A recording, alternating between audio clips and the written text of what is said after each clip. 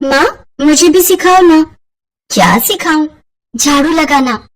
अच्छा, और क्या करेगी झाड़ू लगा के? घर की सफाई करूंगी, आपकी तरह आपकी मदद करूंगी। अरे मेरी लाडो, अभी तेरी खेलने खाने की उम्र है, फिर जिंदगी भर यही सब तो करना है। क्या सब करना है माँ? यही सब, झाड़ू पोछा कपड़े बर्तन वगैरह।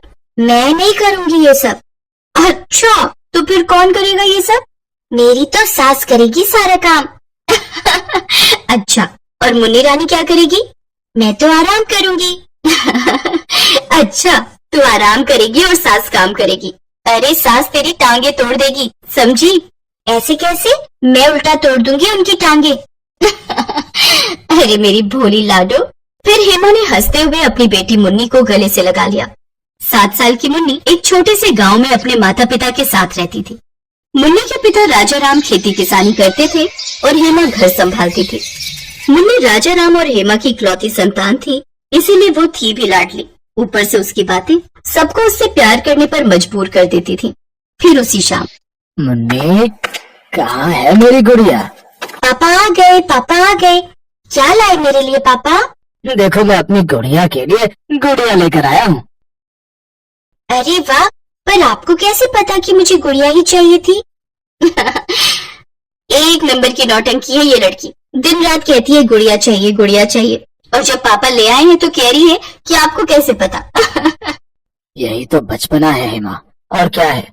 बस भगवान से मेरी यही प्रार्थना है कि मेरी मुन्नी हमेशा ऐसे ही खुश रहे, यहाँ भी और अपने आगे जाकर अपने ससुराल में भी।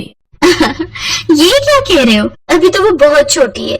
मैं कहीं नहीं जाऊंगी, यहीं रहूंगी आप दोनों के पास। हाँ, पर एक दिन तो जाएगी ना वो अपने ससुराल।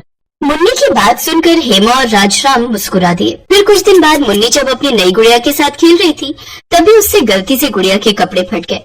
ये देखकर मुन्नी रोने लगी और फिर माँ, देखो तो मेरी गुड़िया के कपड़े फट गए। ओहो, तो इसमें रोने वाली कौन सी बात है? चल आजा, हम दोनों तेरी गुड़िया के लिए नए कपड़े बनाएंगे। क्या? गुड़िया के कपड़े हम बनाएंगे? हाँ, और क्या, इतना बड़ा काम थोड़ी ही है। रुक, मैं अभी सिलाई का सामान लेकर आती हूँ। हेमा की बात सुनकर मुन्नी बहुत खुश हुई। थोड़ी ही देर में हेमा एक डब्बा लेकर आई जिसमें सुई, धागा, कैंची और एक लाल रंग का चमकीला कपड़ा था। माँ, हम इस कपड़े से गुड़िया के कपड़े बनाएंगे। हाँ, देखना कितनी प्यारी फ्रॉक बनेगी इससे। हेमा पूरी शिद्दत के साथ गुड़िया के कपड़े बनाने लगी और फिर काफी मेहनत के बाद हेमा ने गुड़िया के लिए एक बहुत प्यारी फ्रॉक बना दी। और जैसे ही उसने गुड़िया को नई फ्रॉक पहनाई तो मुन्नी ताली बजाते हुए बोली, अरे वाह माँ, कमाल कर दिया आपने, ये तो पहले से भी सुंदर लग रही है। हाँ, तो तूने अपनी माँ को हल्के में लिया था क्या? आप मुझे भी सिखाओगी गुड़िया के कपड़े सिलना? हाँ हाँ, क्यों नहीं। पता है, मुझे ये सब तेरी नानी ने सिखाया था। वो बहुत ही अच्छे कपड़े सिलती थी। पूरे गांव के लोग अपने भगवान जी के कपड़े सिलवाने तेरी नानी के पास जाते थे और वो बस इसी काम से खूब अच्छी कमाई कर लेती थी। हेमा को बिल्कुल अंदाजा नहीं था कि कपड़े सिलना और खासकर इस तरह के डिजाइनर कपड़े बनाना आगे जाकर मुन्नी का शौक बन जाएगा। धीरे धीरे वक्त बीता और मुन्नी का ये शौक जुनून में बदल गया। एक दिन जब अपने आंगन में बैठकर मुन्नी अपने लिए सूट सिल रही थी, तभी उसकी माँ हेमा अचानक ही छत से नीचे गिर पड़ी और उनके सिर से खून बहने लगा। मुन्नी उन्हें लेकर फौरन अस्पताल भागी और फिर देखिए, इनके पास ज्यादा समय नहीं है। ऊंचाई से गिरने की वजह से इनके दिमाग को गहरी चोट पहुंची है। डॉक्टर साहब, ऐसा मत कहिए। अगर हेमा को कुछ हो गया तो हम क्या करेंगे? मैं आपका दर्द समझ सकता हूँ, पर अब कोई कुछ नहीं कर सकता सिवाय इन्हें खुश करने के। डॉक्टर ने जवाब दे दिया था और अब मुन्नी और राजाराम के पास ज्यादा कुछ था भी नहीं, तो वो दोनों हेमा का पूरा ख्याल रखने लगे। फिर एक शाम, मुन्नी मेरी बच्ची, मेरे पास ज्यादा समय नहीं है। मेरी चाहत है कि मेरे मरने से पहले मैं तेरी शादी करा दूं, तुझे अपने घर जाते हुए देख सकूं। तुम आराम करो, सब ठीक हो जाएगा।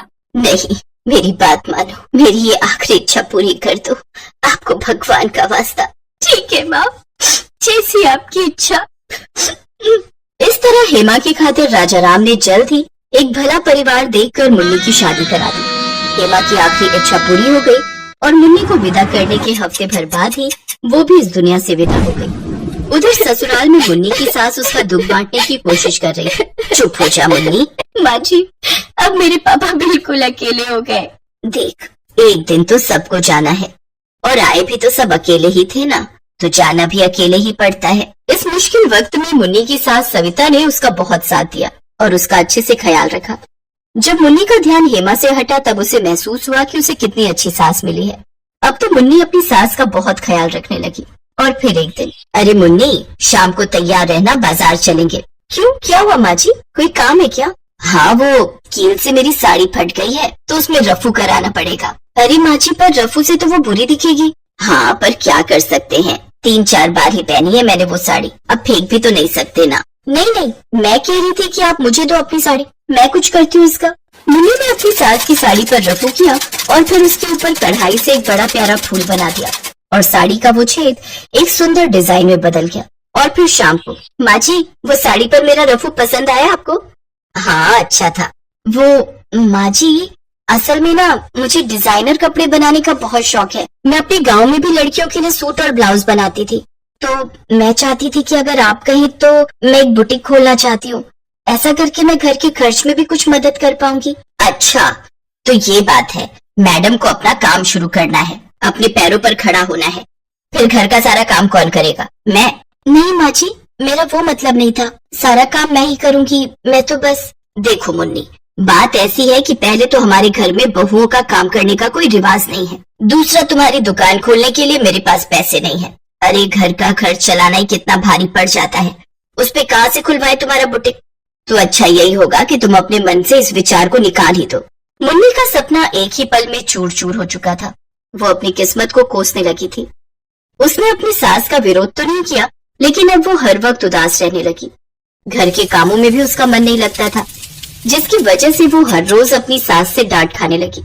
और फिर एक दिन अचानक मुन्नी ने देखा कि उसका पति रमेश उसकी सास सविता को ढेर सारे पैसे दे रहा है। ये लो माँ, मेरी एफडी पूरी हो गई, सारा पैसा निकल आया है।